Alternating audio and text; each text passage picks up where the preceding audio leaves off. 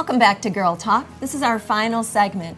Now, if the entryway to your home is the chaotic clutter catch-all, no names. Our next guest is here to bring order and calm to that really crucial entry and exit point of the home. With us, we have the lead designer here at Bella Domicile. This is Dondi Zombat-Falvey, and we are looking forward to your magic wand and all the chaos solutions. Thanks for joining us. Thanks for having us here in one of your kitchens. We love visiting Bella Domicile. Thank you. I appreciate it. We're glad to have you here. I feel like I'm sitting with my friends. So. Yeah.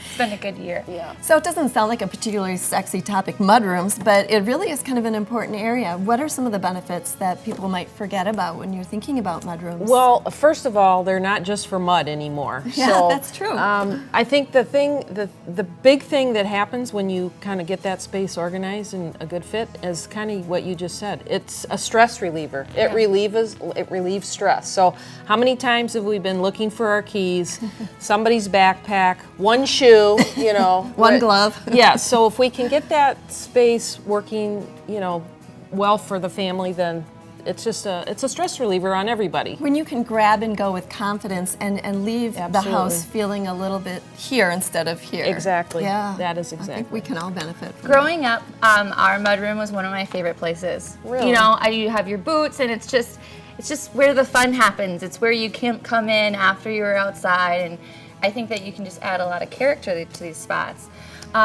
Well, can you tell us a little bit about specific items or unique items that people are now keeping in their mudrooms? Well, I can tell you, I had one family that they were big skiers, snowboarders, and believe it or not, like my skis in the garage is fine, but for them, they had special equipment that they needed, and it had to come in. You didn't want it in the house because it's going to be drippy wet. So that's one thing. How about just like hair ties and socks? You know, having those conveniently accessible when you're running out of the house. You know, something simple like that. Of course. Grab and go snacks. Yeah.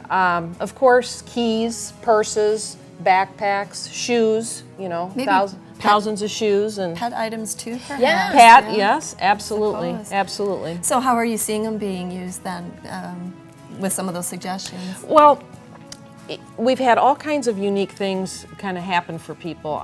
We even had someone that they didn't want to use their dryer, they want to minimize the use of their dryer. So we actually repurposed some wire rollout trays, and we installed them in a section.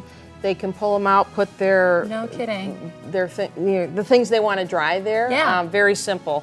Like wet gloves, wet socks. Exactly, like exactly. Okay. So it's really about making it a fit for the family, you know, that's using the space. Some people, there's stress in people's lives because maybe one family member brings their stuff in and drops it in the kitchen, potentially. That was not me. And it, you know, so if we can get a place for those things, it just keeps the kitchen area functioning like the kitchen, and it relieves the stress in the house too. It is so much easier when you have a designated spot that says, Elise, this is your cubby, and you can Make throw sure you it. do it. Yeah, when there's a place for everything, it's easier to put them in their place. Absolutely. Yeah, it makes life easier.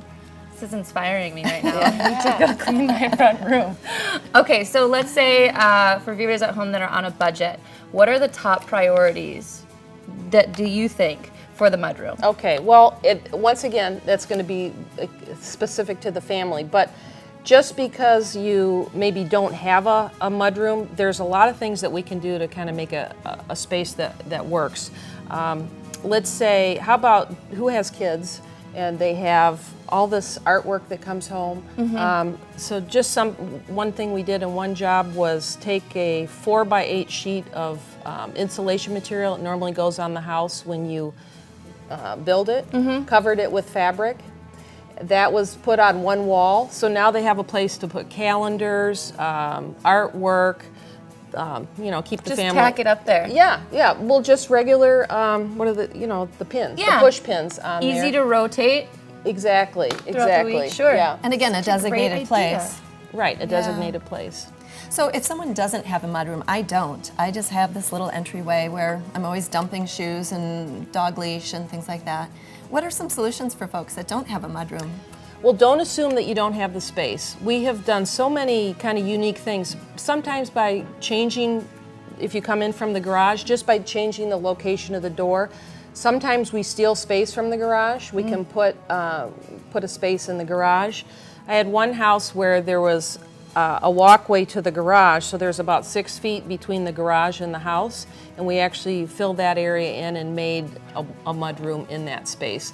But very simple things, hooks, maybe a dresser near that area, a piece of furniture, but a lot of it too has to do with organizing the space to get the things that you just need on a daily basis. And that's where we need you, a trained eye. And well, seriously, yeah, that's where you come in and you help individualize that space to the folks' needs and come up with those creative ideas where we're going, oh, I didn't think of that. Well, it's brilliant. Well, we have the advantage of being in those spaces every day, and so we might. It's really about finding out what the frustration is for that particular individual or family, and then just kind of coming up with the ideas and solutions. You guys do a great job of that here. I appreciate that. I'm so glad that we have just enough time to talk about this. Last time we were here, we talked about Design for a Difference, which is happening the first week in October, correct? Yes, yep. Can you just recap that for us Sure, real quick? sure. And the main week that everything's happening is it starts like October 3rd on the weekend. We're going to be they're taking steps over there. We're going to actually close the center for that week. We've got cabinets on order. We've got hardware coming. We've got flooring coming. Let's back up for just a sec. So this is an event where there's a collaboration of designers, and you are redoing the interior of a charity here in Madison. Exactly. Their quarters, and that's the Respite Center? The Respite Center at the Center for Families. And actually, if folks go just search Design for a Difference Madison, there's a Facebook page. Yeah. There's a YouTube video. So all of this work, it's coming to a head. So actually, by the time we meet next time, the project will be all completely done. It's all happening within a week. And you know, people can help even by going to the Facebook page and sharing the information with other people just to get the word out about what's obviously happening. even donations too. Yeah. Well, we've got to run, Dondi. Good luck with that project. Thank you for doing that. Thank you for having us. Thank you for clearing out our mudroom. And thanks to all of our guests today on Girl Talk. And thank you for watching. We'll see you next time on your CW57.